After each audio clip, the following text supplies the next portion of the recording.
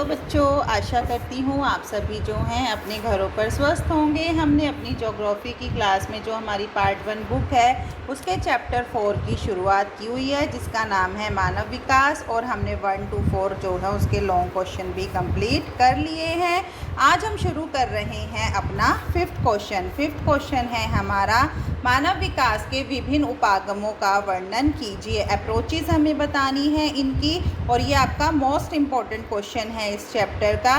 तो देखिए क्या है, मानव विकास को देखने व समझने के अनेक ढंग व उपागम है। अगर आपको ये आ जाए कि मानव विकास को समझने के ढंग कौन कौन से हैं, तो भी आपने यही चीज़ें लिखनी है। किस किस स्तर पर हम देखते हैं कि मानव विकास हो रहा है। पहला है हमारा आय उपागम, यानी कि इनकम अप्रोचेस। तो हमारा आय उपागम में क्या है, यह मानव विकास के अध्ययन का सबसे पुराना उपागम माना गया है, जिसमें अगर मनुष्य की आमदनी बढ़ती है, उसके इनकम सोर्स बढ़ते हैं, तो उसका विकास होना संभव माना गया है। ये कहा जाता है कि जब आपकी आय में वृद्धि हो रही है तो आपका विकास भी नेचुरली आगे हो रहा है। इस उपागम के अनुसार ये कहा जाता है कि व्यक्ति का जो उसके विकास का जो स्तर है वो किसी भी व्यक्ति द्वारा भोगी जा रही या यूज़ की जा रही या इस्तेमाल की जा रही स्वतंत्रता के स्तर को निर्धारित करता है।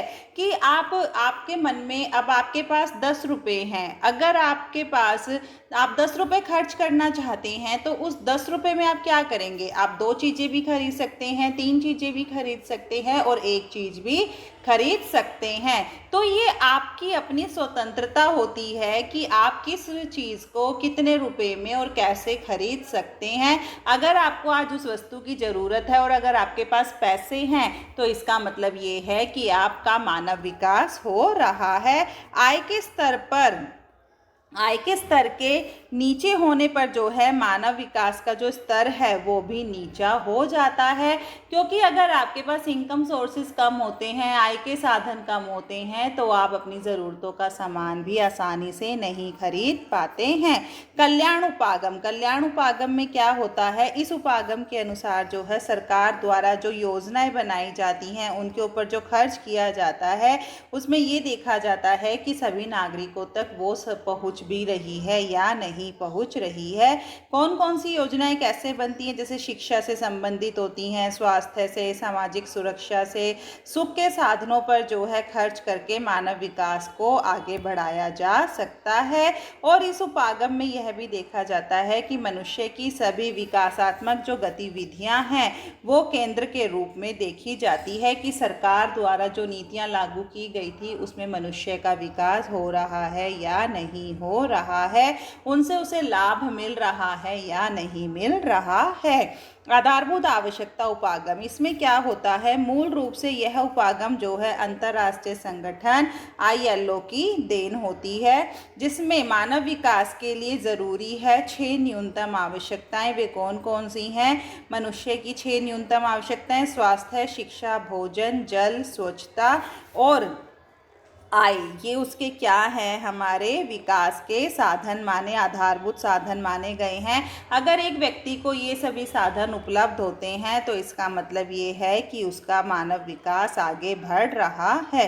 क्षमता उपागम में प्रोफेसर अमर्त्य सेन ने कहा है कि क्षमताओं को विकसित करने के लिए जो है मनुष्य को संसाधनों तक नहीं पहुंच सकता है।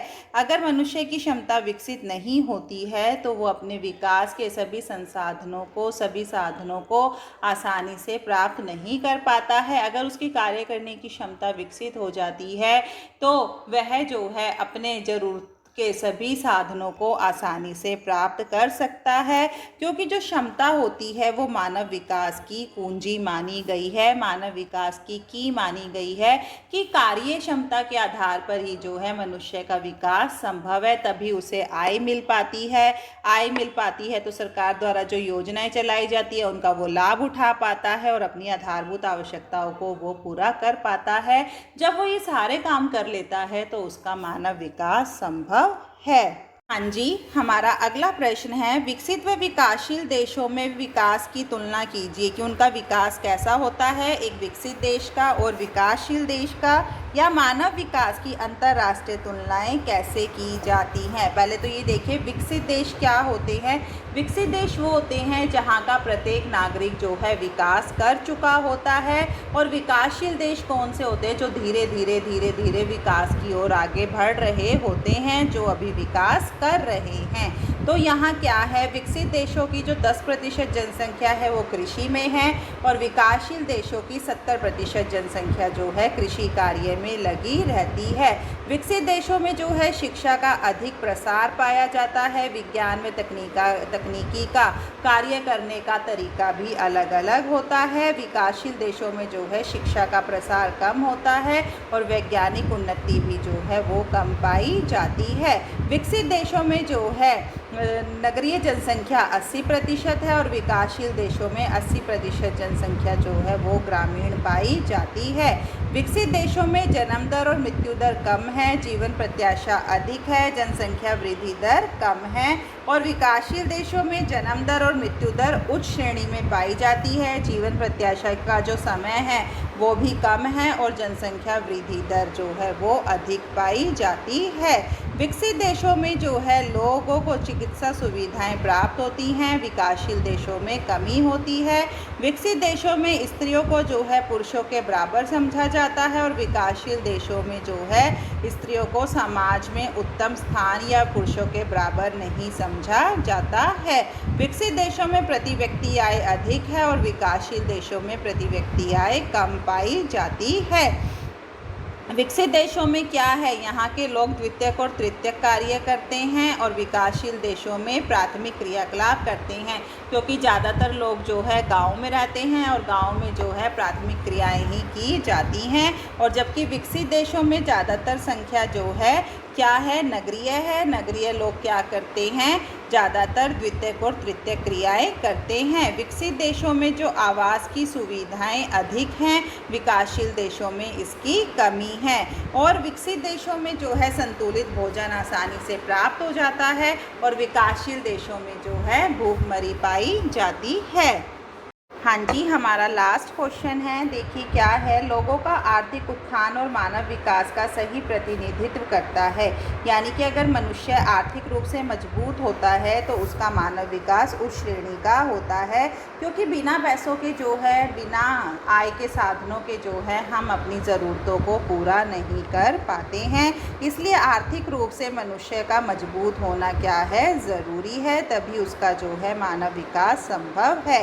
क्या कहते हैं, और यह किस तरीके से आ सकता है कि मानव की आर्थिक संपन्नता मानव विकास का सही प्रस्तुतिकरण है, इस कथन की विवेचना कीजिए।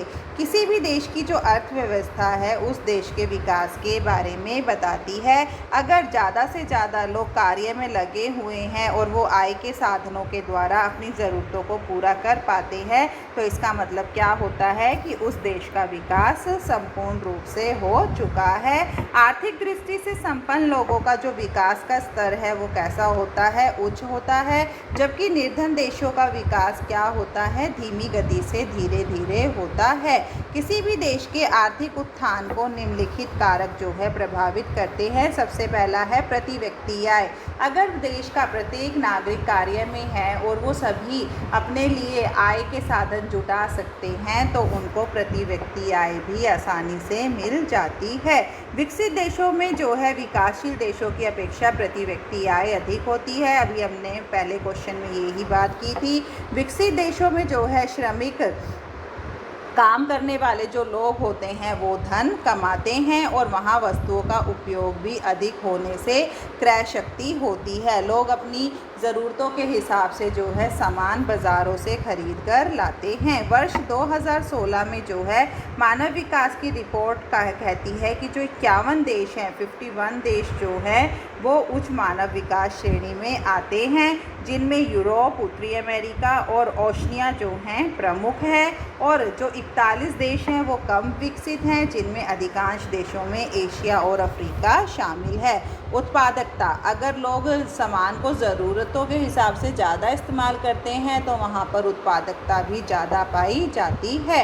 विकसित देशों में अधिकतर लोग जो है द्वितीयक और तृतीयक क्रियाओं में लगे रहते हैं। औद्योगिक यानी कि उद्योगों का विशेषीकरण होने पर और मशीनीकरण होने से जो है श्रमिक प्रत्येक लोगों द्वारा उत्पादन भी ज़्यादा होने लगा है, क्योंकि जो काम हम पहले हाथों से करते थे अब उन्हें हम मशीनों द्वारा करते हैं, तो इससे हमारी समय की भी बचत होती है और हम ज़्यादा से ज़्यादा सामान तैयार कर पाते हैं। विकासशील देशों में अधिकतर जनसंख्या जो है प्राथमिक उद्योगों पर निर्भर करती है। विकासशील देशों की तुलना में जो है प्रति व्यक्ति आय जोड़ा गया मूल्य जो है विकसित देशों के लगभग जो है 31 गुना अधिक होता है। इससे जो है उद्योगों का भी विकास होता है। कच्चे माल की उपलब्धता, विकसित देशों की अर्थव्यवस्था जो है मुख्यतः किस पर निर्भर करती है? उद्योगों पर निर्भर करती है। जिन देशों में कच्चा माल ज़्यादा से ज़्यादा मात्रा में होता है उन देशों में उद्योगों का जो विकास है वो बहुत ज़्यादा तेज़ गति से होता है।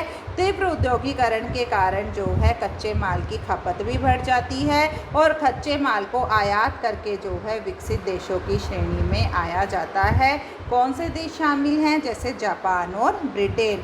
व्यापारिक माल से क्या होता है कि मानव विकास के लिए व्यापार का उन्नत होना उतना ही ज़रूरी है। विकसित देशों के व्यापार जो है विकासशील देशों की तुलना में अधिक विकसित होते हैं, क्योंकि वहाँ पर खपत भी ज़्यादा होती है और कार्य करने वाले लोग भी ज़्यादा पाए जाते हैं। विकसित देशों में जो है मोटर कारों, टेलीफोन, टेलीविज़न आदि का जो है प्रति व्यक्ति उपयोग करता है, क्योंकि उनके प्रति व्यक्ति आय भी ज़्यादा होती है, उत्पादकता भी ज़्यादा होती है। ज़्यादा से ज़्यादा साधनों का प्रयोग करके जो है वो स्वयं को विकसित कर पाते हैं।